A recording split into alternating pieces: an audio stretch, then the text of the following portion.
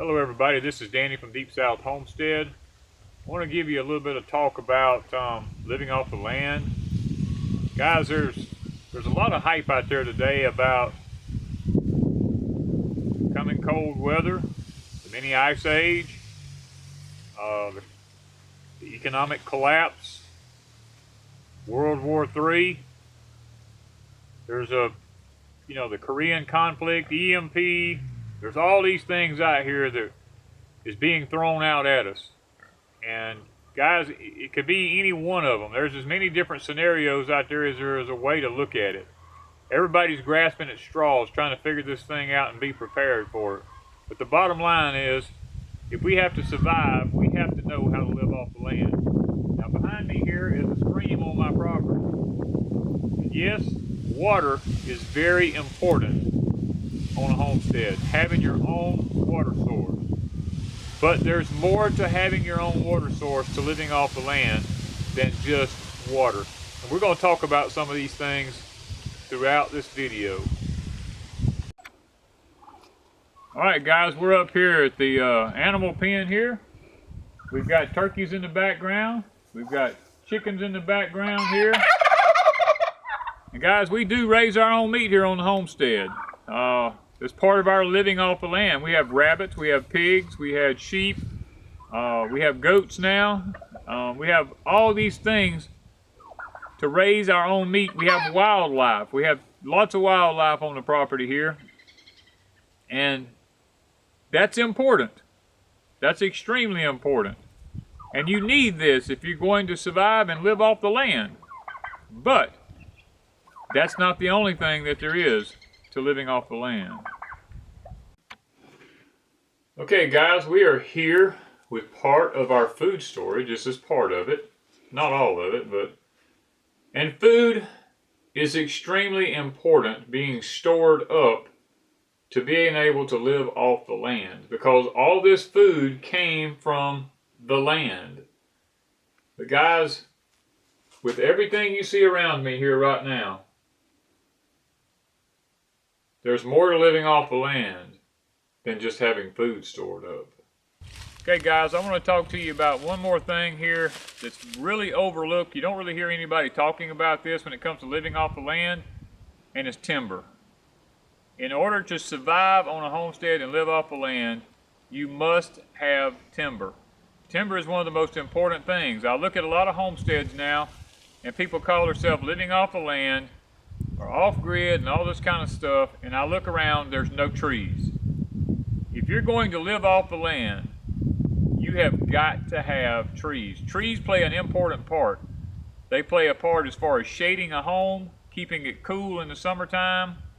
They're used for heat, firewood in the wintertime. They're used for lumber if you need to build something. If you have to cook, if something happens, some sort of a life-changing event, and you have to cook all the time, wood is necessary. That's why here at Deep South Homestead, we are taking on a new endeavor here based on some of the things that we hear coming down the pipeline as to our futures here in this country. We have timber, and we have enough timber to last us for quite some time, because we don't believe in pine trees. We believe in hardwood trees.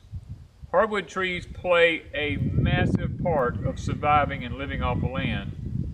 These are trees, they produce a mast that can be used for making flour out of. It's all edible, it's just a process you have to go through. There's a tremendous amount of wildlife that's involved with hardwood trees. That's why we're going to show you some clips here in a minute and talk about some of the reforestation we began on our homestead and some of the different types of trees we began to plant and why we began to plant them. It's not just simply for mast, it's to keep the forest going and not having open land and getting back to a type of permaculture lifestyle where we can actually live off the land and survive should a life-changing event take place. Okay guys, we're out here. I'm going to show you some of my land. This is what Katrina done to a piece of property. It took down thousands of my hardwood trees and has left me with nothing but bare open land that's just been sitting here for years since it happened. We're in a process here now. If you look behind me, you'll see these little pink flags all over these hills in here. These pink flags are new hardwood trees that we have ordered and replanted on our property. Now they are specific types of hardwoods. We have sawtooth oaks, we have the swamp sawtooth oaks, we have nuttall oaks, we have swamp white oaks, swamp chestnut oaks, all planted. Even over that hill into the backside over in yonder is more oak trees planted. Guys, we are reforesting our property with trees that makes heavy, large, massed acorns, not only for us if we need them, but in the event that we don't have food to feed our animals, a lot of our animals will eat acorns for a good part of the protein in their diet. The hogs and different things like that love acorns. The wildlife loves acorns, so we see that it is extremely important when you're trying to live off the land to understand you must have hardwoods, and having hardwoods that carry a heavy mast, whether it's a beech tree, the hickory trees, all these type trees, walnut trees, all of them produce types of mast that are edible to human beings and very much needed to survive off the land to keep a good protein balance in your diet. All right, guys, this is a high point of the video right here. This is what it's all about right here. Now this woodshed I'm in that I have here holds 5 cords of wood. Based on the winter we had this year, this, should the cold weather keep going, is not going to be enough. We have already decided we've got to add on to the back of this woodshed, and we need at least 5 more cords than what we have now here in the southern hemisphere where we live. Now, if we had to literally have this to heat our house and cook with, even the 10 cords would not be enough. So guys, this is what I'm telling you. Should something happen like a life-changing event and you have to live off the land, this right here, you've got to, not only do you have to have the wood, you've got to have a means to cut it, the health to be able to cut it. There's so many scenarios that goes into this whole equation of living off the land and wood. It's nice to say, well, I'll go buy me a load of firewood.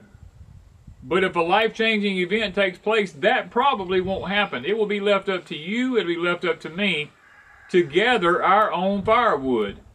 Now, how we gather it and how we survive will depend on us. In lots of other countries, if you'll notice, you'll see people, older people especially, walking down dirt roads with big old huge bundles of limbs and sticks on their back. They have went into the woods because they're beyond the years of cutting big trees and being able to move them. They're gathering sticks to bring into their homes, to heat their houses with, to cook with. And guys, these people are living in very small spaces. Most of us here in America live in something 1,000 feet or larger. Now, this right here would be an extreme challenge for someone who has no way to cut it or doesn't have the health to cut it. Because you see, when we're younger, we take all this for granted. We get out here with a saw or an axe or something like that, and we begin to split this stuff up and cut it up, and we pile it up and we ramp it up, and we don't think anything about it. But guys, when you get in a situation like I'm in where you can't run a chainsaw anymore because of neck damage and other things that's wrong with you, heart problems and things like that, I don't have the physical stamina to keep doing these things, I can't swing an axe anymore, this lays heavy on my mind as far as surviving a coming ice age, a life-changing event where there's no electricity. Anything in those scenarios lays heavy on my mind. Wanda and I are constantly, I don't know if you can see this box beside me here, but this box beside me here has small sticks in it. That's stuff to get us a fire going with. That's our kindling wood. We walk around with limbs that fall out of trees, and we just break them up into little sticks and bring them up here, and we pile them up in here. Sometimes that's what we use in the wood heater to just burn. Sometimes it's what we use to get a fire going. It depends on how the winter's going as to how much of it we use, so we don't use up too much of this. Because this is plentiful. Limbs are always falling out of trees, in the yard, in the woods. It's just up to us to get out there and get them and bring them in here. So one of the things I guess is the most important thing I wanted to try to get out today on living off the land is just simply there's more than having running water. There's more than having animals. There's more than having food sources stored up. Most people forget about resources. Because guys, the number one thing to survival is warmth. Without this, in a grid down situation or an ice age, you won't make it. Because you've got to have heat. So this, my friends, is the one thing that gets left out of all videos. Nobody wants to talk about it, or they don't talk about it. And it's wood. So thank you from Deep South Homestead.